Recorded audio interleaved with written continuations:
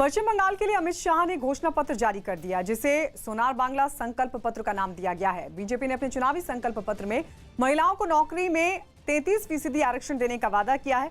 अमित शाह ने वादा किया कि बंगाल के किसानों को पीएम किसान सम्मान निधि योजना का लाभ मिलेगा। 75 लाख किसानों को जो 18,000 रुपए 3 साल से ममता बनर्जी ने नहीं पहुंचने दिए हैं, सरकार बनने पर वो सीधे किसानों के बैंक अकाउंट में ट्रांसफर किए जाएंगे। बीजेपी के संकल्प पत्र में वादा किया गया कि मछुआरों को हर साल 6,000 रुपए दिए जाएंगे और साथ ही लड़कियों को मुफ्त शिक्षा दी जाएगी। बंगाल के लिए बीजेपी ने वादों के पिटारे में घुसपैठ पर पूरी तरह लगाम लगाने का वादा किया और साथ ही गौ तस्करी पर लगाम लगाने का प्रॉमिस भी किया।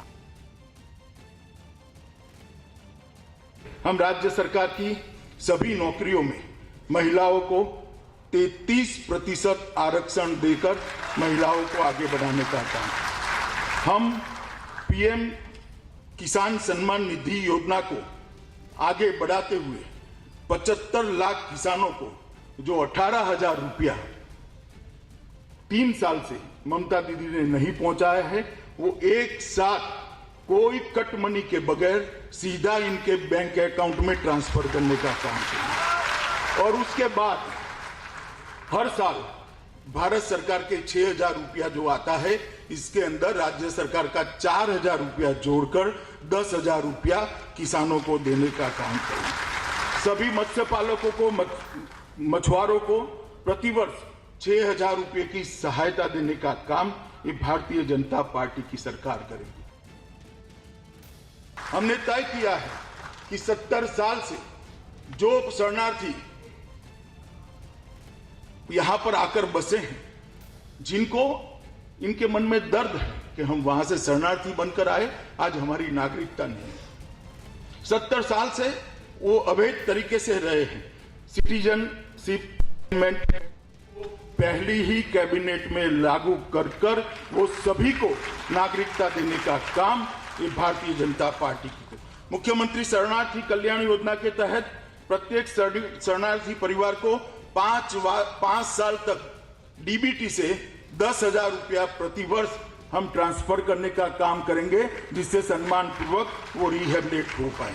ओबीसी आरक्षण की सूची में महिष्य, तिल्ली और अन्य हिंदू समुदाय जो रह गए हैं, उनको समाविष्ट करने का काम भी ये भारतीय जनता पार्टी की बनने वाली सरकार करेगी। बंगाल विधानसभा चुनावों को लेकर बीजेपी ने अपने घोषणा पत्र का ऐलान कर दिया है। सोनार बांग्ला संकल्प पत्र 2021 के टाइटल से जारी किए गए इस संकल्प पत्र के बारे में पार्टी ने दावा किया है कि इसे 2 करोड़ लोगों के सुझाव के आधार पर तैयार किया गया है। दावा तो यह भी किया जा रहा है कि संकल्प पत्र में लिखी बातें न सिर्फ सोनार बांग्ला की कल्पना को साकार करने वाली हैं, बल्कि बंगाल के हर तबके तक इस संकल्प पत्र में लिखी योजनाओं को पहुंचाने का काम भी किया जाएगा।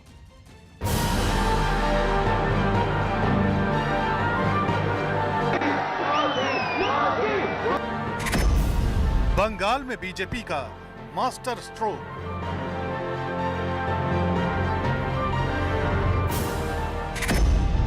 बीजेपी का बंगाल कल्याण का संकल्प।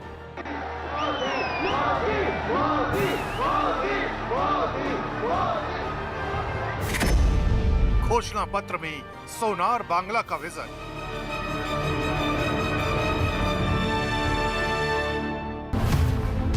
बंगाल के चुनावी समर में देश की सबसे बड़ी पार्टी बीजेपी ने अपने घोषणा पत्र का ऐलान कर दिया है।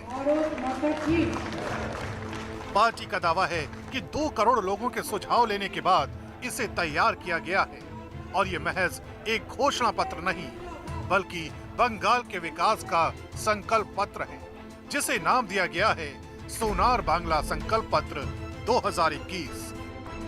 घोषणा पत्र की जगह हमने संकल्प पत्र नाम देना उचित कहा है, क्योंकि एक संकल्प है पार्टी का कि आगे हम कैसे सोनार बांग्ला बनाएंगे, आगे पश्चिम बंगाल की जनता की अपेक्षाओं को हम किस तरह से इसकी पूर्ति करेंगे। ये संकल्प पत्र जारी करते हुए बीजेपी ने बंगाल के हर तबके का ख्याल रखा है। बीजेपी के संकल्प पत्र के मुताबिक महिलाओं को नौकरी में 33% आरक्षण दिया जाएगा। सार्वजनिक बसों में महिलाओं को मुफ्त यात्रा मिलेगी। सभी महिलाओं को पीजी तक मुफ्त शिक्षा दी जाएगी। इसके अलावा किसानों को पीएम किसान सम्मान निधि योजना का लाभ मिलेगा। फसल के उचित दामों के लिए 5,000 करोड़ के फंड की व्यवस्था की जाएगी। मछुआरों को हर साल 6,000 रुपए दिए जाएंगे। पहली कैबिनेट बैठक में आयुष्मान योजना को मंजूरी दी जाएगी।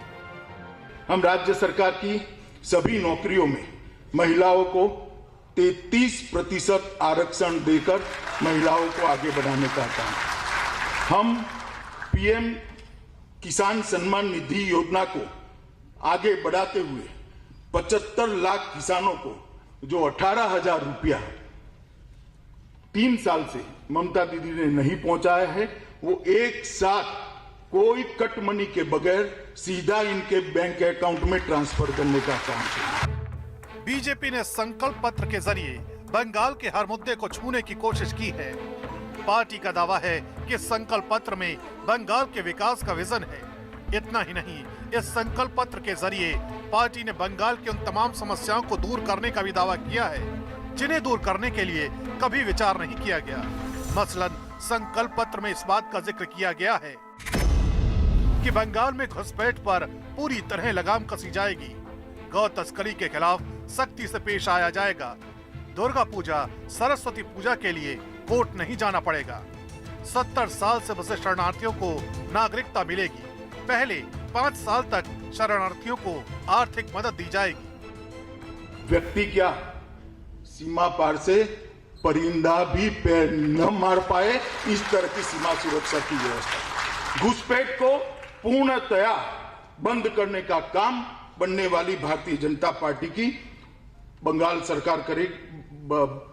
सरकार करेगी और समयबद्ध तरीके से बॉर्डर फेंसिंग को स्ट्रेंथनिंग करना, आउटपोस्टों को स्ट्रेंथनिंग करना, सीसीटीवी सर्वेलेंस से थानों को जोड़ना और थानों की घुसपैठ जब होती है तो जिम्मेदारी तय करना, ये सारे काम हम करेंगे।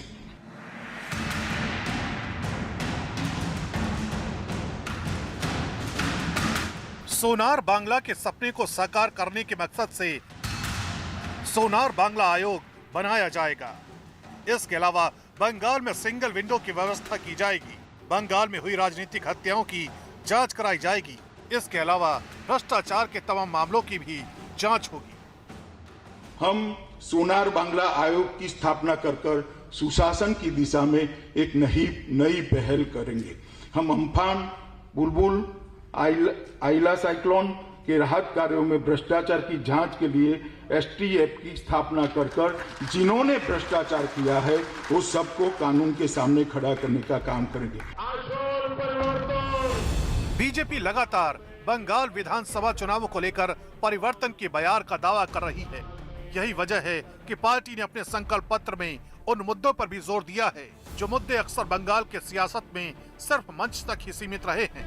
मसलन बीजेपी का दावा है कि सत्ता में आते ही बंगाल में मेडिकल कॉलेज की सीटें बढ़ाई जाएंगी, हर घर तक साफ पानी पहुंचाया जाएगा, बंदरगाहों को आधुनिक रूप दिया जाएगा, गंगा सागर मेले को अंतर्राष्ट्रीय पहचान दिलाई जाएगी, मंदिरों के नवीनीकरण के लिए 100 करोड़ का फंड जारी किया जाएगा, विशाल सोनार बांग्ला संग्रहालय बनाया जाएगा। इसके अलावा शांति निकेतन के लिए 150 करोड़ का फंड बनाया जाएगा। हम आईआईटी और आईआईएम की तर्ज पर 5 बहुविषयक शिक्षण एवं अनुसंधान विश्वविद्यालय मेहरू की स्थापना करेंगे। हम कुरमाली, संथाली, राजबंशी और नेपाली जैसी क्षेत्रीय भाषाओं को बढ़ावा देने के लिए स्कूलों को प्रोत्साहित करेंगे। हम राज्य सरकार की सभी नौकरियों के लिए एक कॉमन एलिजिबिलिटी टेस्ट की शुरुआत करेंगे जिससे भर्तियों में करप्शन पर नकेल कसी जा सके। बीजेपी का दावा है कि संकल्प पत्र से न सिर्फ जनता की उम्मीदें पूरी होंगी बल्कि इसी विजन के जरिए जन जन तक उन सुविधाओं को पहुंचाया जा सकेगा जिसके लिए बंगाल की जनता अब तक तरसती रही है। असम विधानसभा चुनाव में जीत हासिल करने के लिए बीजेपी ने अपनी पूरी ताकत झोंक दी है। केंद्रीय गृह मंत्री अमित शाह आज असम के दौरे पर हैं और वो वहां पर ताबड़तोड़ रैलियों को संबोधित करेंगे। सबसे पहले अमित शाह धेमाजी जाएंगे और वहां एक रैली करेंगे। इसके बाद अमित शाह माजुली में एक रैली को संबोधित करेंगे और फिर आखिर में गृह मंत्री उदालगुड़ी के नलबाड़ी में भी रैली करेंगे। उनके दौरे को लेकर तैयारियां पूरी हैं और साथ ही अमित शाह के दौरे से पार्टी कार्यकर्ताओं में भी काफी उत्साह है। गृहमंत्री अमित शाह के अलावा बीजेपी के अध्यक्ष जेपी नड्डा भी आज असम के दौरे पर हैं और वो रैली को संबोधित करेंगे। जेपी नड्डा कई रैलियों में शामिल होंगे। सबसे पहले जेपी नड्डा आज सुबह करीब 11 बजे डिब्रूगढ़ के तिंगखोंग पहुंचेंगे और एक रैली को संबोधित करेंगे। इसके बाद वो जोरहाट के तीताबोर जाएंगे। तो असम में बीजेपी का आज ताबड़तोड़ रैलियों का दिन, जहां एक तरफ गृहमंत्री अमित शाह जो लगातार असम के दौरे पर रहते हैं, आज भी कई रैलियों को वो संबोधित करेंगे, तो वहीं दूसरी तरफ बीजेपी के राष्ट्रीय अध्यक्ष जेपी नड्डा भी आज रैली कर हुंकार भरेंगे। असम जहां बीजेपी की सरकार है और कोशिश यही कि इस बार भी विधानसभा चुनावों में जीत दर्ज कर सरकार बनाई जाए। असम में 126 विधानसभा सीट 3 चरणों में होंगे यहां चुनाव। महाराष्ट्र में कोरोना बेकाबू होता दिख रहा है। राज्य में कोरोना मरीजों की संख्या काफी तेजी के साथ बढ़ रही है। पिछले 24 घंटों में 30,000 से ज्यादा कोरोना मरीज सामने आए, जबकि 99 लोगों की कोरोना से मौत हुई। मुंबई की बात करें तो वहां पिछले 24 घंटे में 3,375 नए मरीज मिले और 10 लोगों ने कोरोना से अपनी जान गंवा दी। महाराष्ट्र ही नहीं, दिल्ली भी कोरोना के बढ़ते मामलों से परेशान है। लोगों में एक बार फिर से खौफ भर गया है। दिल्ली में लगातार दूसरे दिन 800 से ज्यादा कोरोना के नए मरीज सामने आए। राजधानी में पिछले 24 घंटों की अगर बात करें, कोरोना के 823 नए मरीज मिले, जबकि एक शख्स की मौत हो गई। एक दिन पहले 813 नए मरीज सामने आए थे। उधर राजस्थान में कोरोना के मामले बढ़ने के बाद गहलोत सरकार ने कई बड़े फैसले किए। अजमेर, जयपुर, जोधपुर और उदयपुर समेत 8 शहरों में नाइट कर्फ्यू लगा दिया गया है। साथ ही राज्य के शहरी इलाकों में रात 10 बजे के बाद बाजार बंद करने का आदेश हुआ है। इतना ही नहीं, 25 मार्च से दूसरे राज्यों से आने वाले लोगों को 72 घंटे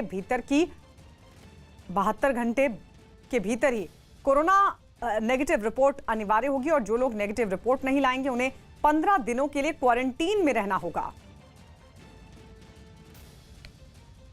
छत्तीसगढ़ में भी कोरोना के मामलों में बढ़ोतरी हुई है, जिसके बाद कोरोना की रोकथाम के लिए राज्य के मुख्यमंत्री भूपेश बघेल ने एक उच्च स्तरीय बैठक की और इस बैठक में स्कूल कॉलेजेस को लेकर बड़ा फैसला लिया गया। सरकार ने राज्य के सभी स्कूल कॉलेजों को अगले आदेश तक बंद कर दिया है और साथ ही 10वीं और 12वीं की बोर्ड परीक्षाओं को छोड़कर बाकी सभी कक्षाओं में परीक्षा नहीं ली जाएगी और सभी छात्रों को प्रमोशन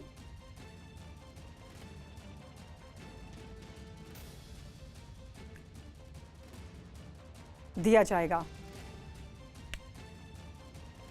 उधर जम्मू कश्मीर के कुपवाड़ा से रोंगटे खड़े कर देने वाली एक तस्वीर सामने आई, जहां बर्फ के नीचे दबे एक ट्रक ड्राइवर की जान बचा ली गई।